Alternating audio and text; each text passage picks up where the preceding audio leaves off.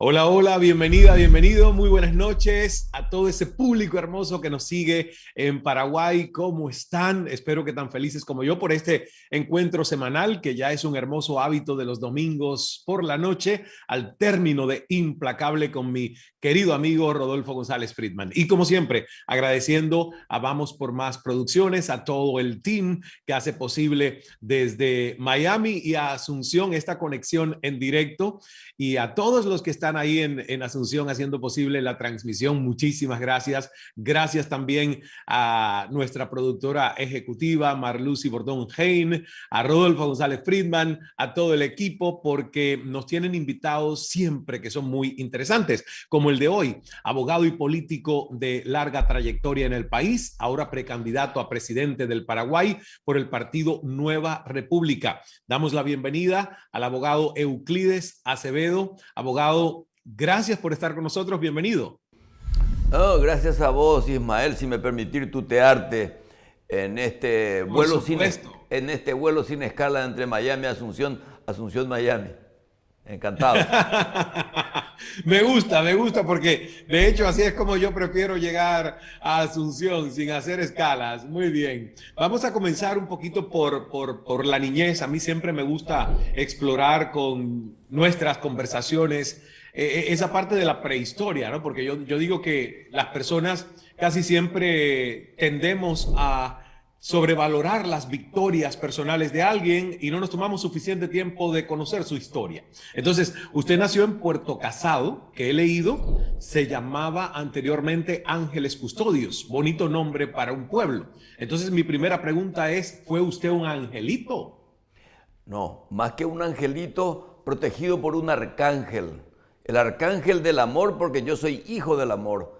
Yo nací en un obraje que se llamaba Cerro Colorado. Se llamaba porque ya no existe en Puerto Casado de los Ángeles Custodios. Perfecto. Pero sigo teniendo una legión de ángeles que me protege.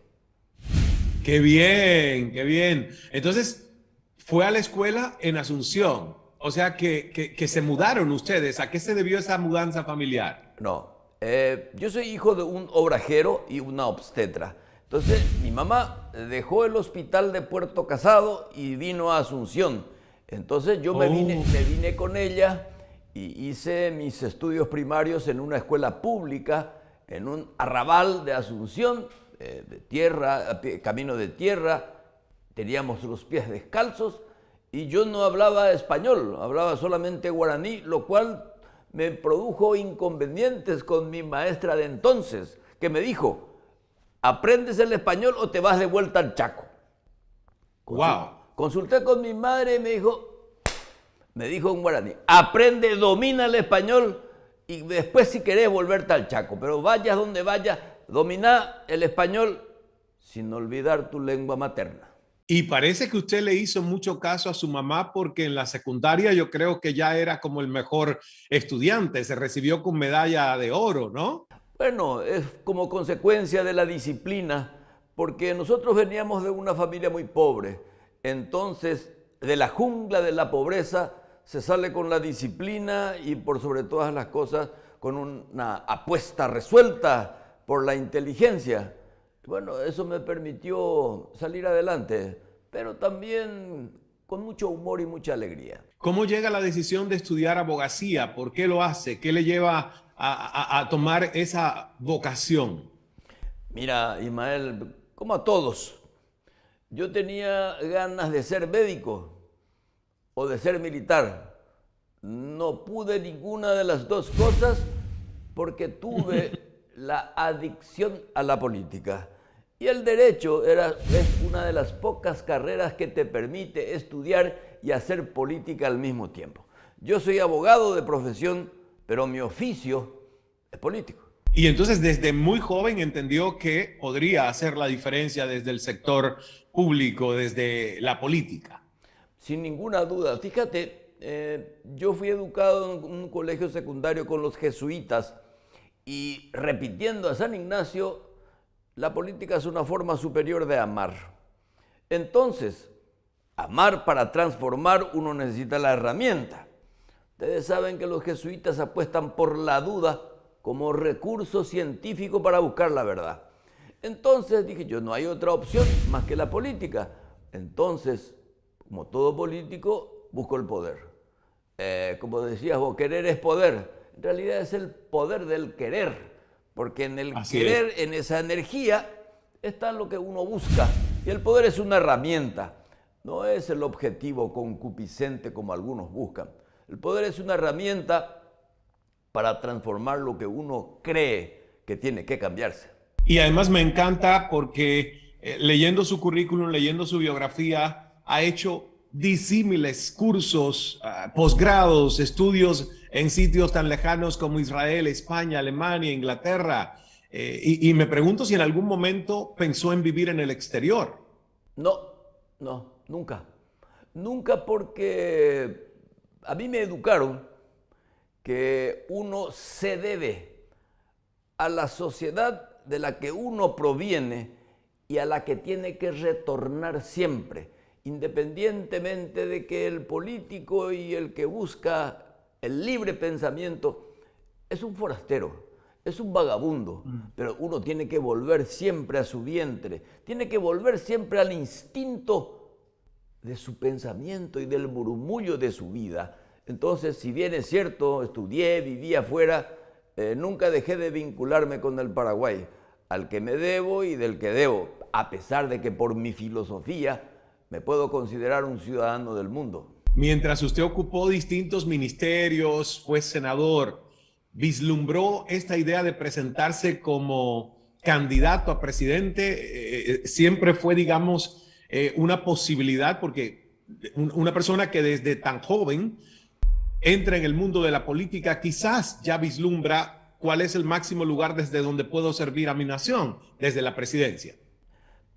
Cualquier político tiene siempre como objetivo el poder y el símbolo de poder en el Paraguay es la presidencia de la República. Siempre lo tuve como un objetivo, pero no como una obsesión. Y fíjate, Ismael, yo estaba prácticamente retirado de la vida pública, mas no de la política, nunca. Nunca de la política uno nunca abandona. Y la coyuntura hace que hoy digo, bueno, tengo la posibilidad cierta de acceder a un cargo que no es precisamente un paraíso, es un dolor de cabeza. Fíjate, Ismael, nosotros estamos viniendo para el Paraguay su tercera guerra, la de la Triple Alianza, la del Chaco y ahora la de la pandemia. Es prácticamente buscar la resurrección económica del Paraguay. 20.000 muertos, 14.000 millones de dólares de deuda, una caja fiscal con un agujero gigantesco. No va a ser cosa fácil. Entonces yo me propongo una convocatoria nacional de voluntades y si bien es cierto, vengo de un movimiento, mi gobierno será tricolor, o sea, mi gobierno será unitario, será transversal, será de todos y para todos. Finalmente es mi última asignatura. Yo soy un reservista en buena forma, pero excombatiente nunca. Me encanta escucharle porque realmente ahí se juntan la experiencia, sabiduría, preparación, estudios y el interés de hacer un cambio. Yo me imagino que a eso se refiere con refundar la nueva república. ¿En qué consiste esta idea? Claro, aquí mucha gente confunde una diferencia muy sutil pero neurálgica. La gente habla de la alternancia. La alternancia es 6 por media docena. Yo propongo un cambio, porque tenemos una estructura estatal o una nueva constitución, necesitamos, porque la actual tiene fecha de vencimiento, porque no satisfizo las expectativas de un pueblo que ha salido de la dictadura. Hemos recuperado la libertad, pero la igualdad ninguna. En segundo lugar, no tenemos una democracia política después de 30 años de interminable transición. Tenemos una democracia electoral. Entonces, ¿qué es la nueva república? Justamente volver a nuestros orígenes comuneros, democráticos, igualitarios, participativos de todos. Nadie es propietario del Estado y el Estado tampoco es propietario de todo. Hay una combinación que tenemos que buscar entre la sociedad y el Estado que busque justamente que todos sean felices. ¿Y qué es ser feliz, Ismael? Que todos tengan un trabajo y un salario digno. porque no hay libertad que valga si esta no se transforma en prosperidad personal, porque finalmente eso de que la pobreza es digna, eso es mentira. La pobreza siempre es miserable. Lo único digno es la prosperidad. Completamente de acuerdo con eso. Siempre le digo a las personas, aquellos que le hagan a otros justificar su pobreza y que no le den la alternativa de poder encontrar oportunidades para crear una vida próspera, lo que están es maniatando y manipulando a esta gente. Y es un tema en nuestra América Latina, lamentablemente, el abuso de los subsidios, el tema del populismo para ser una forma de mantener a todas estas personas dependiendo, ¿verdad?, de esa ayuda de una manera tan paternalista del Estado. Así que me encanta eso. Ahora, la pregunta es, ¿será usted finalmente parte de la concertación? A ver, esa es una pregunta recurrente porque la concertación es un concepto político al que todos tienen que adherirse. Una cosa es la concertación dibujada en el Código Electoral, que va a ser una de las primeras cosas que voy a cambiar porque es antidemocrática y excluyente la formulación que hace el código.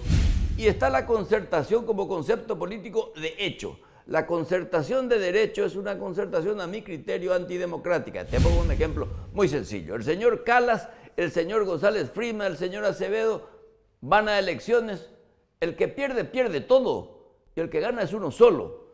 Eso es la concertación electoral impuesta por el código. Lo otro, la concertación de hecho por la que apuesto, y hace 20 años escribí un libro que se llama Hacia un Paraguay Posible, donde yo apuesto por la concertación como un mecanismo, como un ejercicio político indispensable para construir. Entonces, el acuerdo político, usted presidente, usted vicepresidente, usted senador, usted ministro, usted militante de barrio, conforme a la idoneidad, capacidad y tiempo que uno quiera. Y a partir de ahí, alrededor de un proyecto, un cogobierno. No hay cogobierno si no hay acuerdo programático. Por eso la nueva república supone un programa, un acuerdo y una distribución inteligente de cargos. Yo no voy a caer en la hipocresía. La distribución de cargos es miserable y es obsceno. No, es obsceno cuando se reparte como si fuera una baraja. Pero cuando uno reparte responsabilidades, para el político el cargo es fundamental, porque si no tiene cargo, ¿cómo va a influir? ¿Cómo va a transformar? ¿Cómo va a tomar decisiones? Y ahí es una cosa importante. En vez de subsidio, crédito. En vez de caridad, solidaridad. Son conceptos que uno tiene que manejar para entender las entretelas del Estado social de derecho, como dice nuestra Constitución, que apuesta justamente por los más vulnerables para darle la oportunidad para que pueda defenderse por sí mismo. Eso del Estado asistencialista, eso es indignante. Una última pregunta y luego seguimos la conversación después de unos mensajes. Pero hagamos, en programación neurolingüística le llaman future pacing, como que visualización de futuro. Euclides Acevedo, presidente, ¿qué cambios sustanciales haría en sus primeros meses de gobierno? En primer lugar, lo que tenemos que hacer es un pacto político, económico, cultural, medioambiental, integral. ¿Has oído hablar de los pactos de la Moncloa en España? Pues bien, traslademos eso al Paraguay, que hubiera sido eso al comienzo. En Paraguay todo es al revés. Deberíamos comenzar por el principio y comenzamos por el final. Y ahora al final vamos a hacer la primera asignatura, el pacto, la convocatoria a todos. Bueno, ¿cuál es el modelo de país que queremos? Trabajadores, empresarios, partidos políticos, sindicatos, iglesias, movimientos sociales, sentados todos en una gran convocatoria. ¿Cuál es el modelo de país que queremos? Y todos juntos, porque esto es refundar. Este Estado está en terapia intensiva. Entonces, lo primero es la convocatoria para un gran pacto social. A partir de ahí, el resto es historia. Pero ojo, lo primero en el Paraguay, y es el espinazo de mi programa, es la seguridad. La seguridad, que es un concepto transversal, no es solamente la presencia policial mayoritaria en las calles para perseguir al delincuente. No, nosotros tenemos que buscar la persecución del delito, que es la pobreza, el desempleo, la marginalidad. Y algo muy importante, tenemos que fortalecer los aparatos de seguridad del Estado para justamente combatir el crimen organizado que ha intoxicado a todo el Estado paraguayo y a toda la sociedad. No va a haber programas educativos, ni sanitarios, ni medioambientales, ni nada si no hay seguridad. Recuperar los órganos de seguridad del Estado. Internacionalización del sistema de inteligencia.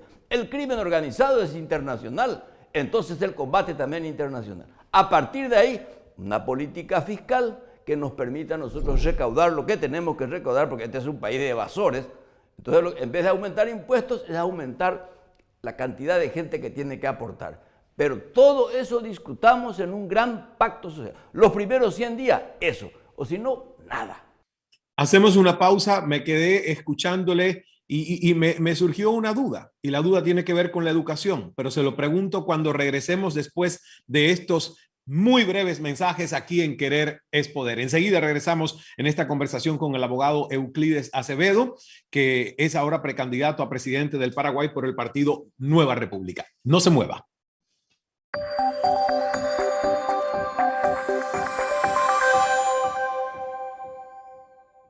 Gracias por continuar con nosotros en este episodio de Querer es Poder, una transmisión en simultáneo desde nuestros estudios aquí en Cala Center en Miami y los estudios de Vamos por Más Producciones en Asunción, Paraguay. Y la verdad que es un placer escuchar a nuestro invitado de hoy, es el abogado Euclides Acevedo, es en este momento precandidato a presidente del Paraguay por el partido Nueva República. Yo decía que escuchándole, abogado, en qué haría, obviamente, de llegar a la presidencia. Me preguntaba qué lugar ocupa, siendo usted una persona que ha apostado tanto por su propia educación y formación institucional, ¿qué lugar ocupa la educación en su lista de prioridades? Número 1. Si yo hablo de una nueva república, hablo de nuevos ciudadanos para el futuro. Yo no voy a hacer política para mis abuelos, voy a hacer política para mis hijos y para mis nietos. Entonces, la nueva república tiene que encargarse de justamente de amueblar la cabeza a los futuros dirigentes, a los futuros líderes, a los futuros gobernantes. Entonces, la educación es clave.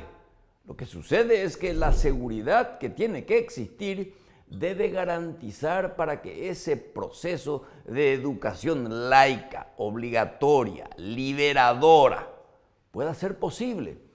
¿Por qué? Porque ¿dónde está el templo de la construcción del pensamiento? Está en el aula, donde tiene que pactar sublimemente el maestro con el niño y la cooperación del Estado y la familia para que él pueda sentirse libre, soberano, informado, debe ser solidario y su pensamiento se va a convertir en sabiduría si es que lo que sabe lo comparte y lo distribuye. Ese es el sentido liberador de una educación. Es más, por la vía de la educación, recuperar nuestra identidad cultural perdida. Para nosotros, el gobierno unitario de la nueva república, la educación y la cultura van a ser imprescindibles. Tenemos que recuperar nuestras tradiciones, la música, la poesía, el teatro, que hace a la fuerza de la identidad nacional interconectada con el mundo. Ahora estamos luchando para que la guarania sea patrimonio universal, lo cual hace que nuestra identidad nacional coopere con la construcción de un nuevo mundo, el mundo de la solidaridad, el de la igualdad, el de la seguridad alimenticia, el de la energía limpia, porque en la pandemia nos dimos cuenta, yo en el Ministerio del Interior y en la Cancillería después, de que el mundo solidario es una ficción. Los países más poderosos y supuestamente modernos se comieron la mitad de las vacunas y nos dejaron a nosotros pendientes del capricho personal de los que dirigían la producción de las vacunas o las cuestiones relativas a la salud pública. Entonces, una nueva república para un nuevo mundo. Y para eso nuestra política exterior debe estar conectada con la producción. No podemos exportar lo que no producimos y solamente podemos tener ingresos si exportamos y nos entran divisas, pero de la mano de la cultura, de la mano de la educación. Esto es un proceso, no es un suceso. Yo doy el pistolazo de salida, pero las nuevas generaciones se van a encargar de consolidar esa nueva identidad. Y me encanta que hablemos de educación porque lamentablemente muchos gobiernos cuando ven sus periodos de 5 años, en algunos países 4, en fin, siempre saben que la apuesta a educación es una apuesta a largo plazo y que lo que va a ser el legado más tangible del gobierno es infraestructura y otras cosas que obviamente la gente ve más. A largo plazo la educación para muchos gobiernos se convierte en un desafío demasiado grande y me encanta que usted diga que es su prioridad número 1. Ahora, hablemos de la gestión del gobierno actual. ¿Cómo la califica usted habiendo sido ministro del Interior y también ministro de Relaciones Exteriores? Este gobierno, como los anteriores, se caracterizan justamente por el poder de obstrucción que tiene la política de Estado, que da justamente un andamiaje jurídico administrativo que no le permite mantener el crecimiento que se convierte en desarrollo siempre y cuando haya equidad social. Entonces, este gobierno tuvo la mala suerte. Incendios, inundaciones, pandemia y por supuesto la corrupción, que es creo que una de las pandemias más peligrosas que tuvo la República, que la sigue teniendo. Entonces nuestra lucha no va a ser tanto contra la corrupción, sino contra la impunidad. La corrupción es como la locura, no va a desaparecer nunca. La podemos reducir a su mínima expresión, pero sobre todo la corrupción no puede quedar impune. En el gobierno unitario de la nueva república habrá cabida para todos, menos para los que tienen cuentas pendientes con la justicia, menos para los que tienen vinculaciones con el crimen organizado y por sobre todas las cosas para aquellos que son impunes. Ahí no habrá lugar, no habrá lugar, ninguno. Vamos a ser implacables, lo cual me va a obligar, mi querido Ismael, a negociar con las autoridades del Poder Judicial. La Constitución dice que yo no me puedo meter en otros poderes del Estado, pero me voy a tener que meter de alguna forma, porque estoy obligado a decir, ¿sabes qué, compañero presidente de la Corte Suprema? No podemos seguir permitiendo jueces venales. Fiscal General del Estado, el Ministerio Público no puede tener fiscales que tengan precio y que coticen en bolsa, o si no, la gente no nos va a creer. Tengo que negociar con el Poder Legislativo. Si yo no tengo una alianza con parlamentarios, no va a haber gobernabilidad. Y al no haber gobernabilidad no voy a poder aplicar ninguna de mis políticas educativas, sanitarias o de energía, porque yo necesito una convivencia inteligente. Por eso hablamos de que solo la concordia salvará al Paraguay. Y la concordia no es una especie de tregua emocional, no, la concordia es el convenio, es el pacto alrededor de un proyecto liberador en que nos beneficia a todos, porque lo que queremos, algunos dicen distribución de la riqueza, en realidad lo que se distribuye es el excedente. Entonces, tenemos que manejar conceptos y sobre todo recurrir a ¿cuál es la herramienta del político? La palabra. ¿Para qué la palabra? Para el diálogo. ¿Para qué el diálogo? Para la negociación. ¿Para qué la negociación? Para el pacto. El pacto debe cumplirse. O si no, no tiene sentido. ¿Tendremos alguna vez, Euclides, en el mundo, porque no hablo exclusivamente de Paraguay, candidatos que puedan hacer campaña sin tener una fortuna detrás? Porque la verdad es que para hacer política hay que tener dinero. Y lo que mucha gente dice es, quien más dinero tiene, más posibilidades tiene de llegar a la presidencia, no necesariamente porque sea el mejor candidato que al país le favorezca. ¿Qué piensa usted? Va a pasar mucho tiempo para que la meritocracia sea la exigencia para acceder a las altas cumbres del poder. Y me pongo como ejemplo, yo no tengo un céntimo, pero estoy absolutamente seguro que voy a acceder al poder. No por la vía del dinero, no por la vía del cohecho, no por la vía de la obscenidad comercial, sino que simplemente porque confío en la capacidad de captar las urgencias e ilusiones nacionales, porque si fuera por dinero yo no tengo la más mínima posibilidad. Pero como creo, estoy absolutamente seguro de que a través de los medios de comunicación y el contacto personal puedo ganar la adhesión popular, eso lo voy a tener que retribuir con un procedimiento y un mecanismo para que las elecciones no dependan de la plata, sobre todo de la plata clandestina, de la plata sucia. Siempre vamos a necesitar del dinero. Lo importante es que el dinero esté al servicio del bien público y no los aparatos del Estado ser esclavos del dinero que siempre anda oculto, siempre seduce, siempre es cobarde y siempre es criminal. Hablando de dinero, también hay otro tema, que es el tema de la cultura, el tema de la educación. Y vuelvo y repito, esto es a nivel mundial, ¿eh? Estamos, Claro. digamos, presenciando entronización de políticos con poca o casi ninguna cultura, o muchas veces preparación, estudios. ¿Qué pasa en Paraguay? Una de las colateralidades de la dictadura, que no es solamente la violación de los derechos humanos, ha sido fundamentalmente el vaciamiento cultural de una clase política que cada vez se va degradando mucho más. Por eso suelo sostener que en el Paraguay no hay Estado, que hay aparatos de Estado, porque lo que falta, además del territorio, la población, etcétera, etcétera, es esa élite que la administre y la conduzca. Y eso es porque la clase política ha perdido adicción si es necesario, a la formación, al entrenamiento. Los partidos políticos se convirtieron en aparatos electorales. Hay que recuperar la vocación de docencia de los partidos políticos a preparar cuadros para administrar el Estado. Tenemos que crear, y eso lo voy a hacer desde el gobierno, una escuela de administración para funcionarios públicos, de tal suerte que el que acceda al poder tenga como requisito necesario pasar por esa escuela, porque hoy día los políticos no se caracterizan por tener un universo cultural envidiable, sino que son autómatas de aparatos y terminan siendo presa fácil del cohecho. Me queda un solo minuto y dejo una última pregunta, y es cómo nace su frase: no me sigan, vengan al lado mío y juntos vamos a caminar por un mejor porvenir. Porque yo no me considero un líder mesiánico, no me considero un profeta. Yo me considero el compañero presidente, y el compañero es que va junto, el que va al lado.